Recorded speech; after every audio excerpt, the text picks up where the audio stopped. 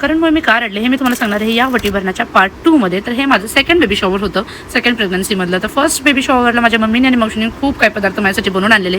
यावेळी एवढा काही वेळही नव्हता आणि मी करणार का नाही हेही नक्की नव्हतं, म्हणून मग आईने जाऊन मी त्यांना सांगितलं त्याला खायला घेऊन यायला. त्या खूप साऱ्या घेऊन आलेले की कारण शेजारच्या सगळ्या लेडीज वगैरे सगळेजण येऊन थांबलेली आणि करण यायलाच तयार नव्हता. कारण आदल्या दिवशी पण आम्ही त्याच्या आधी पण फोटोशूट केलेलं, त्याच्यामुळे करण यायला तयारच नव्हता. आता तो बोलत होता की तुझं तू कर आता बेबी शॉवर, मी नाही येणार.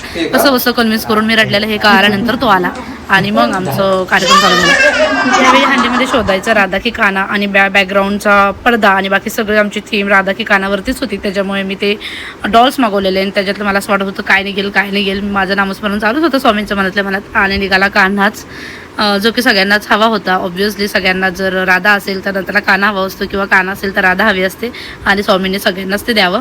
नंतर आम्ही केक कटिंग केला. माझे सर्वच केक फौजी केक आमच्याकडे असतात. नंतरला मग आवरायचं होतं सर्व ज्वेलरी वगैरे. हा माझा लास्ट बेबी बमचा व्हिडिओ आहे. तसा डिलिव्हरीच्या दिवशी पण मी काढलाय आणि हे सर्व खायला मी तिकडच्या घरी घेऊन गेली कारण इथे कोण खाणार. आणि मग सकाळी पोळी खाल्ल्यामुळे फक्त भात आणि आमटी खाल्ली.